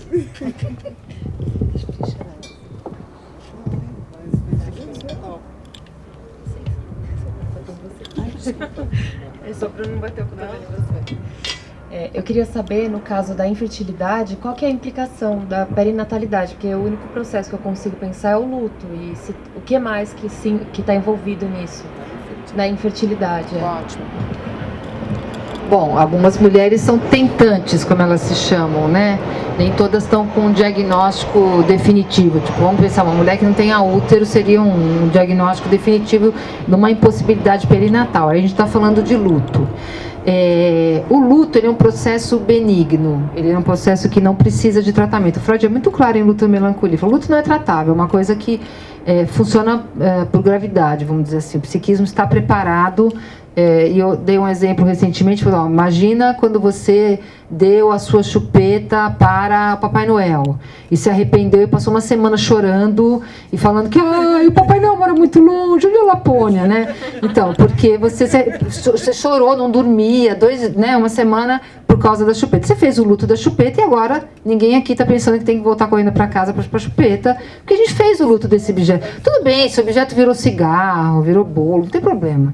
Mas ele foi desinvestido e foram investidos outros objetos. Então o luto vai bem, tá? O luto não vai bem e vira um luto patológico e a gente vai ter depressões, somatizações e outros problemas quando ele engancha em alguma coisa, né? Alguma coisa da história do sujeito. Ou lutos que são pouco franqueados pelo social.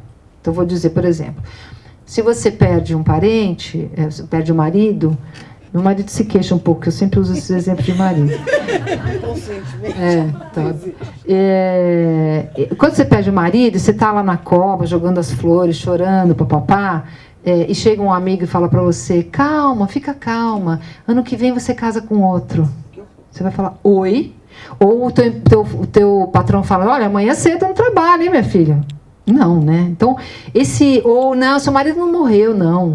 Como às vezes acontece com os desaparecidos, né? Quando socialmente a perda não é reconhecida, isso é um complicador do luto. Então, a infertilidade, ela tanto pode enganchar na tua história pessoal, que você tem que saber do que você está fazendo o luto. Quando a pessoa fala assim, olha, eu estou aqui porque eu perdi um filho, eu sinto muito, mas isso não justifica você estar aqui, né? Eu não falo isso, né? Eu sou besta de pegar uma pessoa e falar uma coisa horrorosa dessa. Mas assim, eu quero entender o que está em jogo ali para ela fazer uma análise, porque a gente perde coisas na vida e não necessariamente. Tem gente que me liga e fala assim, minha mulher perdeu um bebê ontem, eu posso marcar para ela vir? Não, não pode marcar. Primeiro, ela demandou vir falar com alguém? Não. Mas eu acho que ela vai precisar? Não. Então, o luto é um processo, tá? Então, o luto engancha em algum lugar, eu preciso saber aonde. Então, eu tenho que saber o que ela perdeu naquela perda. Perdeu a fantasia de ser como a mãe, perdeu a fantasia de ter um corpo saudável. Eu tinha uma paciente que perdeu a fantasia de ser feliz, porque ela achava que ela era a feliz nesta vida. Tinha uma que estava ligada à associação de uma bolha protetora.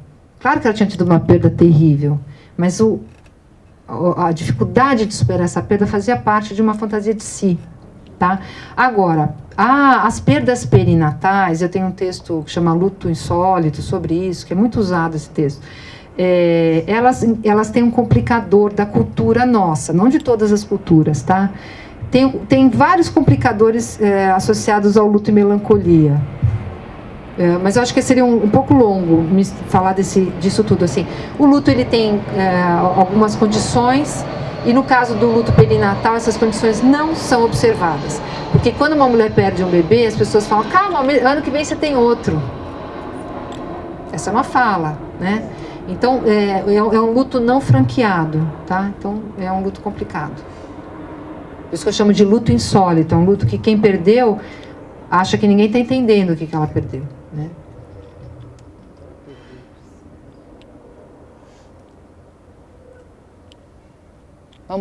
Vamos começar a curtir o feriado? Vocês querem acabar? Tá bom? Você falou na primeira... Fala o seu nome. Oi, meu nome é Edson, eu sou um dos leigos. Ah, bem-vindo. Né? E você tinha falado um pouco dos anos 80, que tinha aquela questão, aí não sei, aí com tudo isso aí de luto, me voltou a questão dos anos 80 e aí me veio a questão da barriga de aluguel. E aí eu tô pensando, quando dá certo, né, a barriga de aluguel, que a mãe realmente entrega a criança pros pais lá, ela faz um luto durante os 9 meses? Boa pergunta, Edson. Edson, então, é uma pergunta boa, mas ela implica em supor que toda mãe que faz a barriga de aluguel vai ter a mesma reação. A gente não sabe, tá? Mas eu acho muito difícil você viver a experiência da perinatalidade, que é muito intensa, sem fazer algum luto. Mesmo que a mulher nem seja uma barriga de aluguel, ela engravida e não quer ter o bebê e vai entregar em adoção, mesmo que ela entregue a adoção com a maior convicção. E eu recomendo um filme muito bonitinho que chama Juno. Juno é muito lindo, porque não é mundo cão, como geralmente acontece, e é muito digno, o filme até chega a ser engraçadinho, mas ela faz o luto. Quando ela está lá, você percebe que ela está chorando, e ela foi elaborando essa perda. Então, dificilmente não tem um luto envolvido. Agora, se ela não consegue fazer esse luto, ela pode querer ficar com o bebê, como você mesmo exemplifica, né? Então, é um trabalho psíquico importante. Isso me fez lembrar uma coisa importante, Edson, que você acabou falando, que eu estava aqui, mas eu não deu para falar, que é o seguinte. Quando eu falo que, bom, a função parental pode ser feita por isso, por aquilo, por aquele outro, a gente não pode esquecer que a experiência no corpo da mulher é diferente na tarefa reprodutiva. A experiência que a mulher passa é diferente da que o homem passa, né? Então, o homem tem um orgasmo e ele produz filhos. A mulher, né, fica lá 9 meses, passa pelo parto, é outra experiência. Pelo menos 1 ano da vida dela, o corpo dela está completamente comprometido. Então, não são experiências iguais. Tá? Só que isso tem sido usado como justificativa para dizer, isso garante que amor de mãe é amor de mãe, isso garante que vai amar o instinto. Não, é isso que eu estou tentando mostrar. São experiências diferentes, que fazem marcas diferentes, que convocam o sujeito de lugares diferentes, mas elas não garantem nada. Mas elas são variáveis importantes, sim. Então, a mulher, quando ela tem um bebê, ela vê sair do corpo dela uma parte do corpo dela. E aquilo é muito complexo para o psiquismo, é muito esquisito. Ela olha e fala, oi, o que é isso? E o pai já não, ele vê nascer um bebê. Então ele tem muito mais possibilidade de receber o bebê, meu filho, chorar, e a mãe olhar e falar, Não era nada disso, porque é muito esquisito o ser humano sair do seu corpo. Tem uma estranheza na mulher que o homem não tem. O problema é a gente supor que a gente, por causa dessas duas experiências, a gente sabe exatamente o que uma mulher sente e o que um homem sente. Não é verdade. As experiências... Por quê? Né? Na psicanálise tem uma coisa que é muito cara a psicanálise. Você pega assim, 10 pessoas que passaram pela guerra. Aí você pensa assim, as pessoas que passaram pela guerra sentem isso, aquilo, aquele outro. Não é bem assim. A guerra é um fenômeno, mas um vai voltar e vai ficar totalmente deprimido, o outro vai se suicidar, o outro vai fazer uma campanha pacifista, o outro vai ser político. Cada um, com seus recursos, com a sua história, vai reagir de uma forma... Então, a guerra também não faz grupo. Né? Então, mulheres que gestaram e pariram também não fazem grupo. Cada uma vai viver a experiência de um jeito. Agora, o suporte que uma mulher precisa ter na tarefa reprodutiva socialmente, e o reconhecimento é muito diferente do suporte que o homem precisa ter. Tá? Não quer dizer que seja melhor ou pior, é diferente. É diferente. Tá? Agora, os homens também têm que ter licença paternidade, têm que ser apoiados, né? As empresas não podem achar que eles não podem sair para buscar filho na escola, não podem sair quando o filho está doente. E tem que mudar a mentalidade. Eu nem entrei no capítulo homens, que é um capítulo imenso. Né? O lugar do homem já é um capítulo imenso. Mas eu tive que fazer um corte. Mas, enfim, essas experiências são diferentes. Mas para a psicanálise elas são opacas, ou seja, a gente vai ter que ouvir de cada mulher o que significou aquela experiência para ela. E muitas mulheres ficam deprimidas porque elas acham que a experiência da gravidez do parto vai dar para elas um saber sobre o bebê, um saber sobre a matéria, e esse saber não vem. Ela olha e fala, eu não sei o que fazer com esse cara, eu não sei o que é isso. Será que todas as outras mulheres sabem, só eu que não? Não, nenhuma delas sabe. Propaganda enganosa, revista Caras, esquece isso daí, porque para a mulher é até mais confuso do que para o homem, porque ele tem uma distância do bebê que a mulher não tem.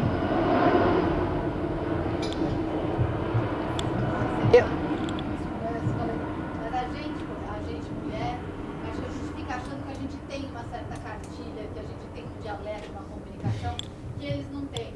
E aí minha brincadeira é que e aí, às vezes, no divórcio, nesse processo que eu acompanho, eu vejo um pai florescendo perfeito, no divórcio, porque perfeito. a mãe não permitia, porque perfeito, ela perfeito. dona. Sim, exatamente. Então, às vezes eles se divorciam porque brigavam para ver quem fazia e quem não fazia. Ah, ele não me ajudava. Aí, quando separa, o bebê sobrevive no fim de semana que fica com o pai se descobre um pai, né, porque ela acha que ele vai morrer, comendo miojo, né? O bebê sobrevive, ela se sente meio ultrapassada, quer dizer, aí começa toda uma nova dinâmica. Agora, as mulheres, é óbvio que a mulher que ficou um ano nessa lida, depois ficou cuidando sozinha do bebê, é claro que ela tem uma intimidade com aquela experiência que o homem não tem. É só lembrar das mulheres começando a cuidar de coisas, tarefas que eram típicas masculinas, para cuidar de carro. Eu, se tiver que me ver com o meu carro, saio correndo, largo ele lá, eu não sei fazer nada. Um homem que aprendeu, que teve experiência, ele sabe fazer. Ah, isso é tarefa de homem? Não, isso é uma coisa que ele aprendeu a fazer. Né? Agora, se fizer um braço de ferro com o homem, eu vou perder, porque tem um corpo diferente. Né? Então, eu acho que a gente já podia partir para o sorteio.